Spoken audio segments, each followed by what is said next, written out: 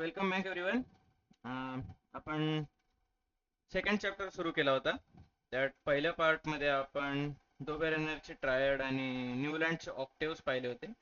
त्यानंतर Dmitry मेंडेलिव्हचा periodic table पाहिला होता, त्याचे मेरिट डिमेरिट्स पाहिले होते. आता त्याच्या पुढचं शिकू.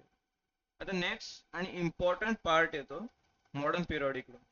जेव्हा सायंटिफिक जगाला जास्त काही माहीत नव्हतं ॲटम बद्दल, त्यावेळेस मेंडेलिव्हने पिरियोडिक टेबलची माहिती दिली. पण त्याच्यानंतर ना इलेक्ट्रॉन, न्यूट्रॉन, ॲटॉमिक नंबर ह्या सगळ्या गोष्टींचं रिलेशन सगळ्या सायंटिस्ट जगाला माहिती झालं.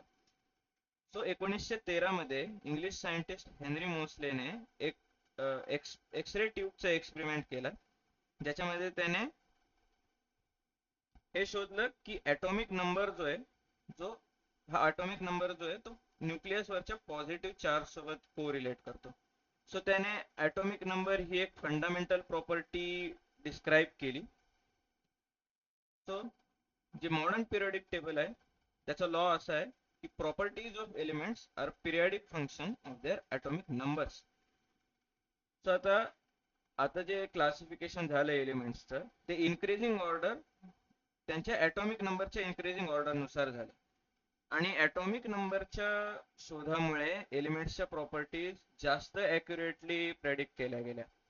सो मॉडर्न पिरियोडिक टेबलला पिरियोडिक टेबलचं लॉंग फॉर्म सुद्धा म्हणतात. आणि तुम्ही मागे शिकलाही असाल इलेक्ट्रॉनिक कॉन्फिगरेशन, जिथे नंबर ऑफ इलेक्ट्रॉन्स डिटरमाइन केले जातात इलेक्ट्रॉनिक कॉन्फिगरेशनने, आणि नंबर ऑफ टोटल इलेक्ट्रॉन्स हे ॲटॉमिक नंबरच्या इक्वल असतात. ओके, आता येऊया मॉडर्न पिरियोडिक टेबलच्या स्ट्रक्चरकडे.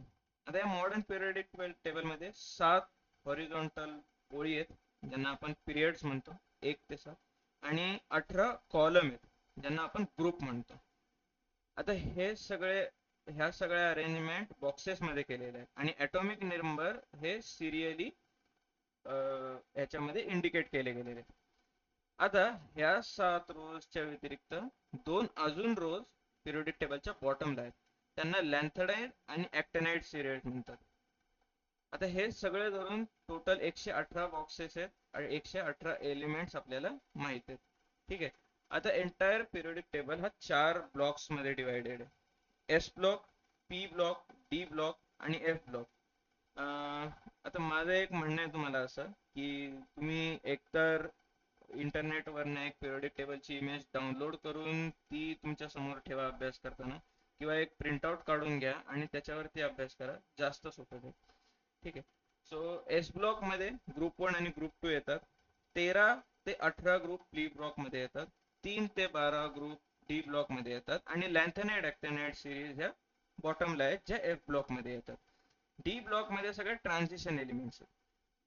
ह्याच्या व्यतिरिक्त एक झिगझॅग लाईन सुद्धा आहे पिरियोडिक टेबल मध्ये, जी पी ब्लॉक मध्ये आहे. ह्याच्यामध्ये तिन्ही जे एलिमेंट्स आहेत, तिन्ही प्रकारचे जे एलिमेंट्स आहेत, मेटल, नॉन मेटल आणि मेटलॉइड्स, हे तिन्ही व्यवस्थितरित्या डिवाइड केलेले दिसून येते.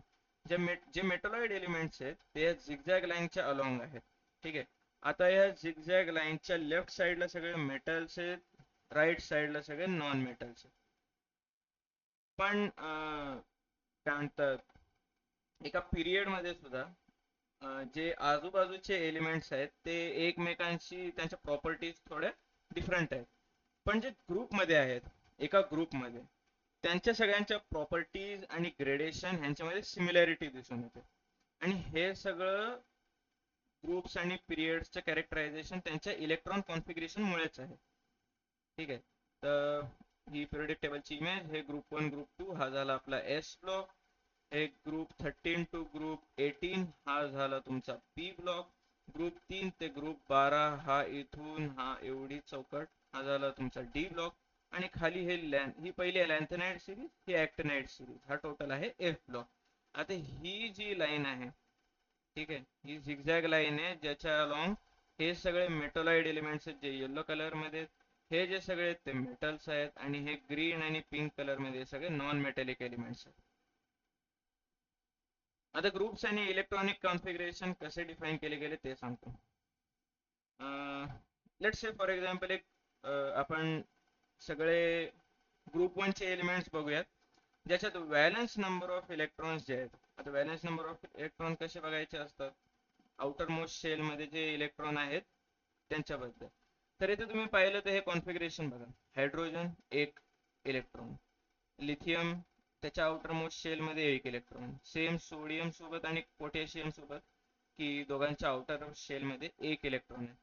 तर ही एक सिमिलॅरिटी आपल्याला प्रत्येक ग्रुपमध्ये दिसून येते की व्हॅलन्स इलेक्ट्रॉनचा नंबर त्यांच्यामध्ये सेम असेल. जेव्हा कुठल्याही ग्रुपमध्ये आपण टॉप टू बॉटम जाऊ, एक इलेक्ट्रॉनिक शेल प्रत्येक वेळेस ऍड होत जाईल. ठीक आहे, म्हणजे इथे फक्त के शेल होती, नंतर ना लिथियमचं जर बघाल तर दुसरी शेल ऍड झाली, इथं तिसरी, इथं चौथी. सो के एल एम एन अशी एक एक करून शेल वाढत गेले. ठीक आहे. सो त्याच्यावरून आपण अजून एक अंदाज लावू शकतो की इलेक्ट्रॉनिक कॉन्फिगरेशन काय म्हणतात, त्याच्या आउटरमोस्ट शेलच्या कॉन्फिगरेशन वरूनच आपण त्यांच्या कॅरेक्टरिस्टिक्स ठरवतो. ठीक आहे. आता नंबर ऑफ व्हॅलेन्स इलेक्ट्रॉन जे आहेत एलिमेंट्स मध्ये ते डिफरंट असू शकतात, पण नंबर ऑफ शेल सेम असू शकतात. जेव्हा आपण पिरियड मध्ये जाऊ, जेव्हा लेफ्ट टू राईट आपण पिरियड मध्ये जाऊ, तेव्हा शेल एकच राहील, पण त्याच्यामध्ये number of valence electrons left to right वाढत जातात. ठीक आहे. ह्याच्या मागचं एक ऑब्विस रिझन हेच आहे की ॲटॉमिक नंबर हळूहळू वाढत जातोय आणि ॲटॉमिक नंबर सरळ सरळ इलेक्ट्रॉनिक कॉन्फिगरेशनशी रिलेट करतो. सो जसा ॲटॉमिक नंबर वाढत जाईल तसे तसे व्हॅलेन्स इलेक्ट्रॉन सुद्धा वाढत जातील. आता ह्या सगळ्यांची केमिकल रिएक्टिव्हिटी सुद्धा व्हॅलेन्स इलेक्ट्रॉन आणि त्यांच्या शेल नंबर वरनच डिसाईड केली जाते. कशी ती पण आपण पुढे पाहणार आहोत. ओके. आता पिरियोडिक टेबल मध्ये काही ट्रेंड्स आहेत. ठीक आहे, म्हणजे काही एक प्रकारचा पॅटर्न फॉलो होतो, त्या पॅटर्न बद्दल आपण जर अभ्यास करूया. जेव्हा एखाद्या पिरियड मध्ये किंवा ग्रुप मध्ये आपण दोन एलिमेंट्सच्या प्रॉपर्टीजला कम्पेअर करतो, त्यांच्यामध्ये काहीतरी एक रेग्युलॅरिटी, काहीतरी एक सिमिलॅरिटी आपल्याला ऑब्झर्व करायला मिळते. ह्यालाच पिरियोडिक ट्रेंड्स म्हणतात मॉडर्न पिरियोडिक टेबलचे. सो आता आपण अशा तीन प्रॉपर्टीज बद्दल डिस्कशन करणार आहे. पहिलं व्हॅलेन्सी, दुसरं ॲटॉमिक साईज, तिसरं आहे metallic non metallic character. So पहिलं व्हॅलेन्सी बघूयात. आता व्हॅलेन्सी मध्ये काय आहे, व्हॅलेन्सी आपण कशी डिटरमाइन करतो, नंबर ऑफ इलेक्ट्रॉन्स जे आउटर मोस्ट शेल मध्ये आहेत, बेसिकली व्हॅलेन्स इलेक्ट्रॉन्स बद्दल बोलतोय आपण. सो जेव्हा तुम्ही लेफ्ट टू राईट एखाद्या पिरियड मध्ये चालाल, तेव्हा तुम्हाला नोटीस होईल की व्हॅलेन्सी पहिल्यांदा 1 ते 4 पर्यंत इन्क्रीज होते आणि त्यानंतर ना 4 पासून 0 पर्यंत डिक्रीज होते. ठीक आहे. सो एक एक करून ट्रेंड पाहूयात. जे एलिमेंट्स ग्रुप 1 आणि 17 मध्ये आहेत त्यांची व्हॅलेन्सी 80, सॉरी त्यांची व्हॅलेन्सी 1 आहे. त्यांच्या आउटर मोस्ट शेल मध्ये एक तर एकच इलेक्ट्रॉन असेल किंवा शेल पूर्ण भरायला एक इलेक्ट्रॉन पाहिजे असेल, ह्या हिशोबाने सांगतोय मी. ठीक आहे.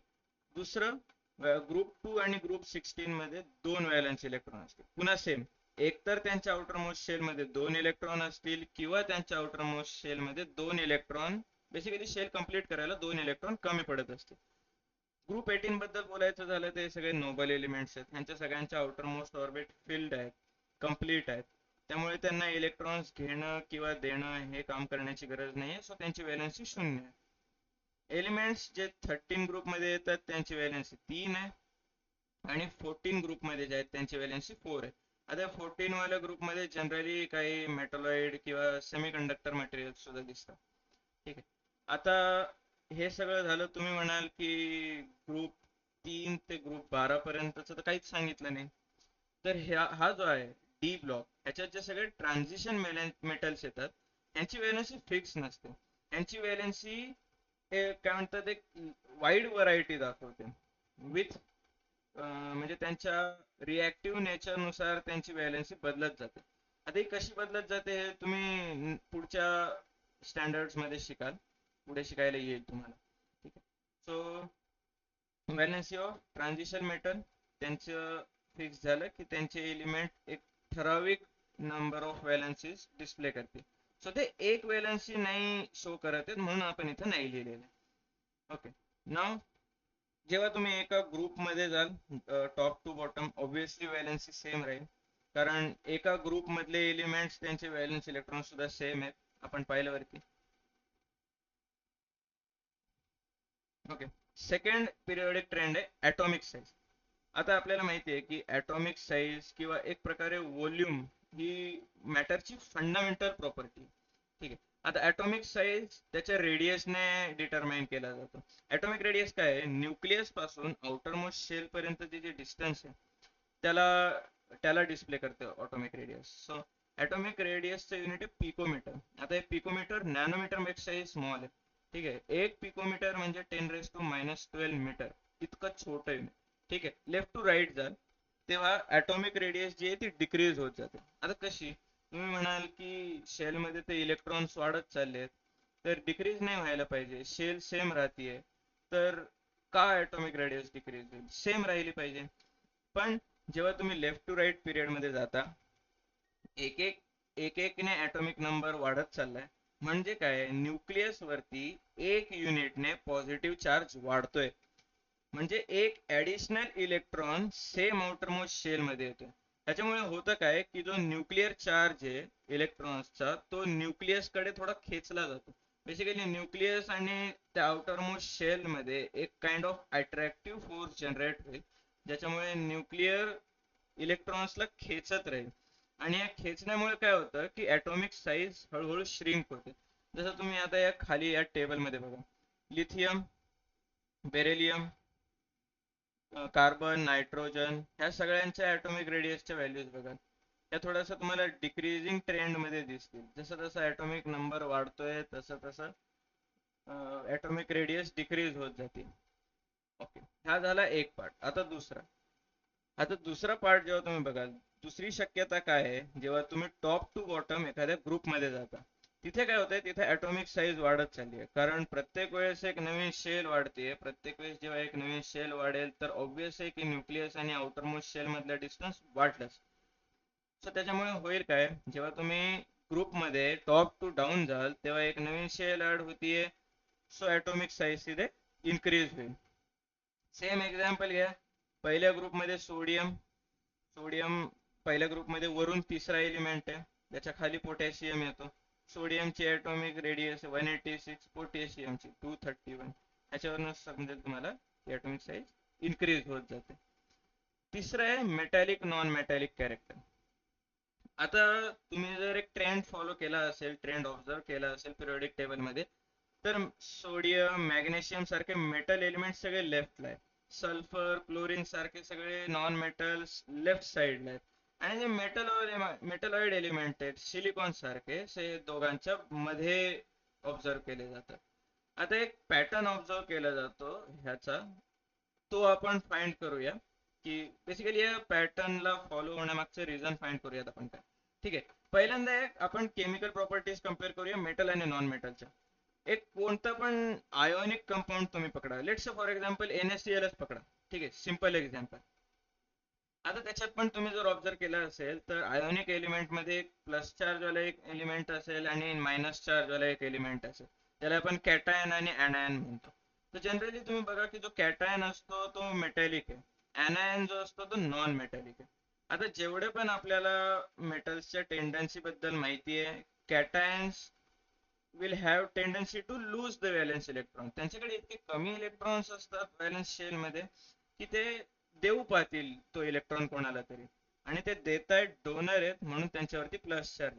आणि दुसरीकडे जर पाहिलं तर नॉन मेटल्सचे आहेत, आपली आउटरमोस्ट शेल शेल कंप्लीट करायला बघतात, त्यामुळे ते इलेक्ट्रॉन बोरो करायला बघतील. सो ते ऍक्सेप्टर आहेत, त्यामुळे त्यांच्यावर निगेटिव्ह चार्ज येईल. एवढं बेसिक नॉलेज तर आपल्याला सगळ्यांना. ऑब्विसली नोबल गॅसेसच्या याच्यात काहीच संबंध नाही, कारण स्टेबल कॉन्फिगरेशन आहे त्यांची.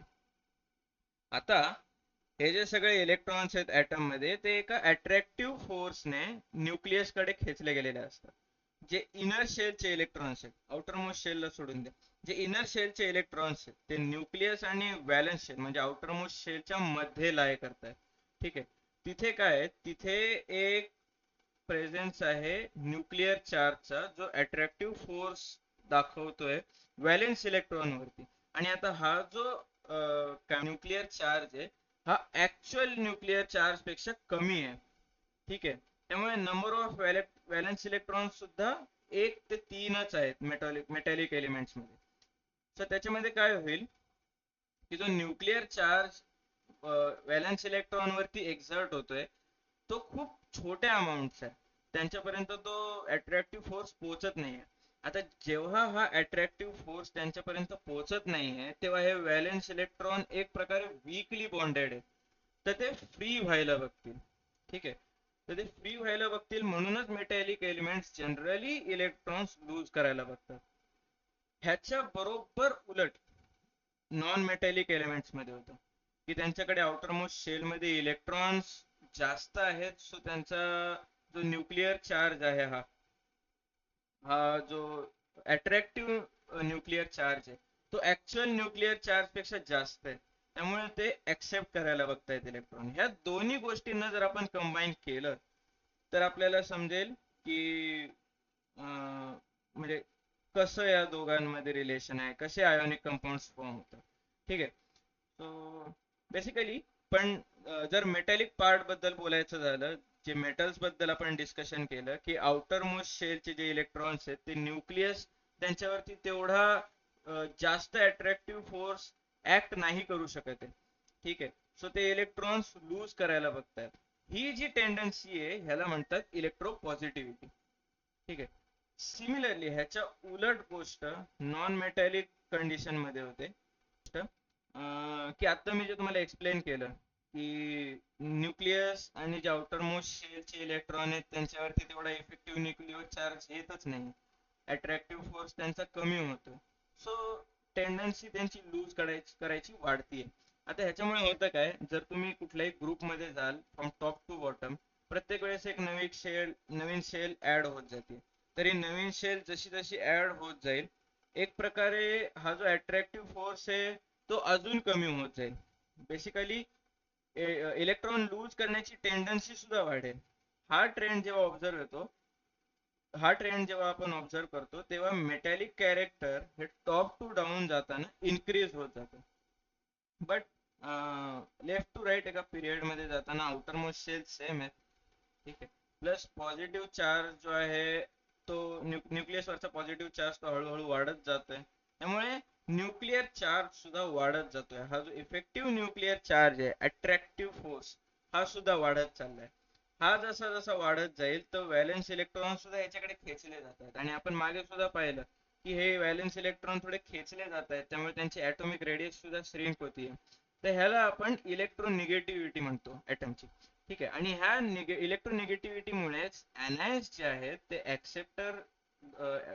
ऍक्सेप्टर साइडचे बनतात आणि हे नॉन मेटॅलिक कॅरेक्टर ते एलिमेंट शो करतात. Okay. Last point simple gradation halogen family बद्दलचे दिलेले आहे की हॅलोजन ग्रुप 17 चे एलिमेंट्स आहेत त्यांना हॅलोजन फॅमिली म्हणतात. जनरल फॉर्म्युला आहे त्यांचा X2. ठीक आहे. एक ग्रेडेशन त्यांच्यामध्ये ऑब्झर्व केलं जातं बेसिकली त्यांच्या फिजिकल स्टेटमध्ये. फ्लोरीन आणि क्लोरीन हे गॅसेस आहेत. आपण टॉप टू बॉटम जातोय. पहिले येतात फ्लोरीन आणि क्लोरीन हे दोन्ही गॅसेस आहेत. नंतर येतो ब्रोमीन जो एकटा एलिमेंट आहे जो रूम टेम्परेचर लिक्विड स्टेट मध्ये ऑब्झर्व केला जातो. आणि नंतर येतो आयोडीन जो सॉलिड फॉर्म मध्ये असतो. ओके. सो ह्याच्यासोबत आपला दुसरा चॅप्टर सुद्धा एंड होतो. थँक्यू. लाईक शेअर सबस्क्राईब करा चॅनलला.